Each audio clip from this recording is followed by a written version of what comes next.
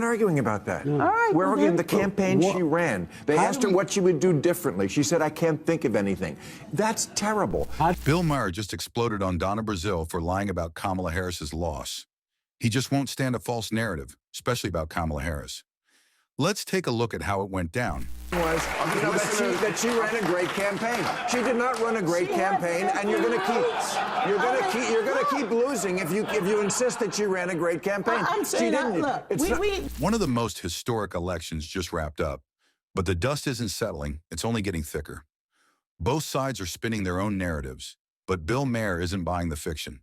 That's exactly how this heated debate kicked off, with Donna Brazile fighting an uphill battle to defend Kamala Harris, or maybe the entire Democratic Party.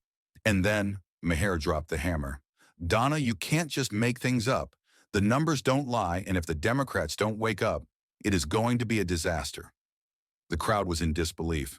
For a moment, everyone was in shocking silence. But how did it all start?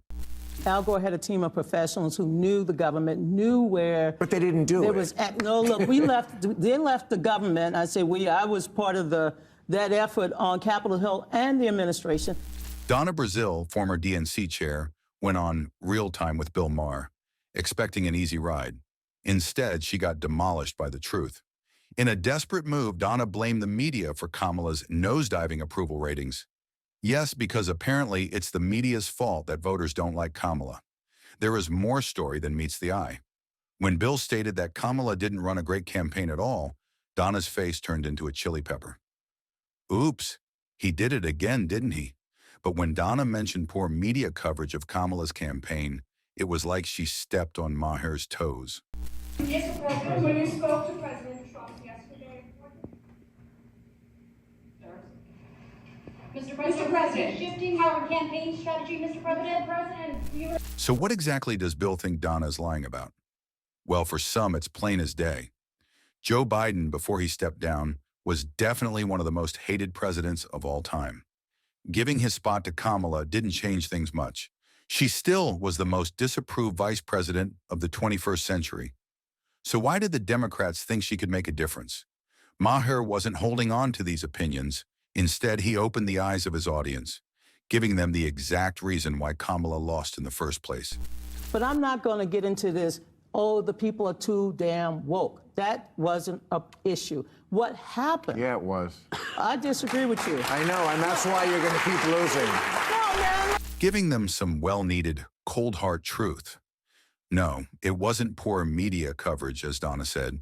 It was actually all the unanswered questions people were asking Kamala Harris, and she never gave them the answer. Do you know why? Because she doesn't know them as well. Maher made a point that she just couldn't make a connection with the audience, and no time in the world could make that right. The statement that made Bill's audience grasp is the exact one Kamala gave to the press when they asked her what she could do differently if she was elected as a United States president. She said, I can't think of anything. Wow. Imagine having a president who doesn't know what to do with all that power.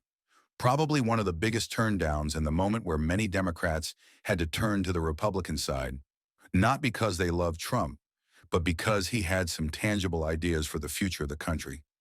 Right at this point, Donna was smaller than an ant. And inflation, immigration. Those two are very big issues. And you asked Vice President Harris, right, why did you let all these people in for the last 4 years? She did not have an answer. I still don't know. One more bombshell was dropped on Real Time with Bill Maher, and this one hit hard. Andrew Sullivan, the voice of reason, slid into the debate with his sharp takes on politics, handing Bill even more ammunition. He didn't sugarcoat it. He called out the blatant lie that Joe Biden is fully prepared for another 4 years. Let's be real, folks. He's an 82-year-old grandpa with serious health concerns. That's not speculation. That's just facts. But the real kicker is Kamala Harris. When she was VP, people demanded answers about the border crisis. Why were millions pouring in? What was the plan? And what did she say? Nothing. Just like she has no answers now. People are talking, and so is the media. They just love these stories, and, you know, stories tend to go viral. Enough material to crush one poorly guided campaign. It wouldn't be the first time. Howard Dean's 2004 campaign, for instance, collapsed like a house of cards due to the media's involvement. respond to that in any way. She had no answer on inflation, and she also seemed to represent that whole woke zone that people are sick to death of. And I think those three did it. The audience was all in for this one. Bill Maher had Donna speechless more than once. Not just Bill, for instance. Sullivan nailed it when he gave two more questions Kamala never answered to the public, and that is inflation, and that she represented the whole woke zone, which makes people sick anyway. So basically, her campaign had no legs from day one. We are not taking sides here. It is how it is, and the facts are pointing out that Kamala never had a contingency plan, and that bombshell was dropped by one of the leaders of the Biden-Harris campaign, Quentin Fulks. Cringe much? 7 days was more than enough time. That's a stupid excuse, in my view, that it wasn't enough time. If anything, our election should be like Britain and like other countries. They don't need 100 days. So this is Donna Brazile, clinging to Kamala's campaign like her life depended on it. No matter how many cold, hard facts Maher and his guests laid out, she refused to budge, ignoring truths so obvious even a kid could see them. But then it was Bill's turn, and you know he didn't water down a thing. His takedown of Harris's campaign was brutal, and social media went into meltdown mode. He called out her total disconnect from voters, her awkward presence, and the two giant elephants in the room, immigration and inflation, issues she either dodged completely or fumbled beyond belief. And then Maher dropped the hammer. Looks like she was getting campaign advice from crickets. Savage. Bill believes that exactly this casualty and refusal to discuss the real problems is what drives people away.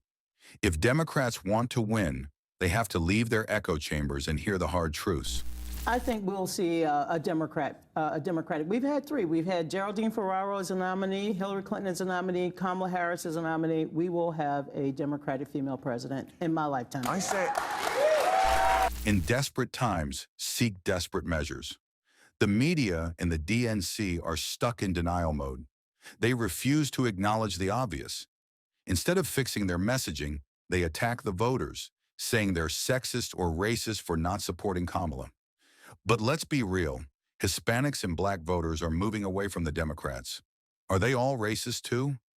Bill made a point when he said people care about crime, the economy, and the border crisis. Kamala has failed to deliver on all of these. That's why she's unpopular. Maher knows it. The voters know it. But the Democratic establishment, they're pretending it's not happening. There was no model for the campaign that she had to run. Look, on July 21st at 1:41 p.m., when Joe Biden announced that he was going to step down, Kamala Harris had to step up.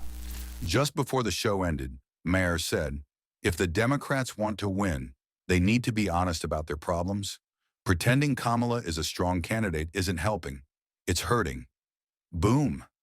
Mic drop. Game over. Mrs. Brazile was caught red-handed on the live TV show in front of millions of viewers. We get the defending part, but why stick with it when the obvious is right there? The truth is that Kamala Harris was never a strong candidate. She dropped out of the 2020 race before the primaries even began. Why? Because voters weren't interested. They tried to give Harris a fresh image, but the numbers tell a different story. Her approval ratings have been sinking since she stepped into office. That was telling us with a straight face that Joe Biden could be president for 4 more years without any problem whatsoever. That's what the Democrats were telling us. It was a massive lie. The facts are out there, and the public isn't buying the excuses anymore. Is Kamala truly being unfairly attacked, or are Democrats just trying to cover up? Drop a comment below and let's talk about it. And hey, if you're here for the raw truth, make sure to like and subscribe.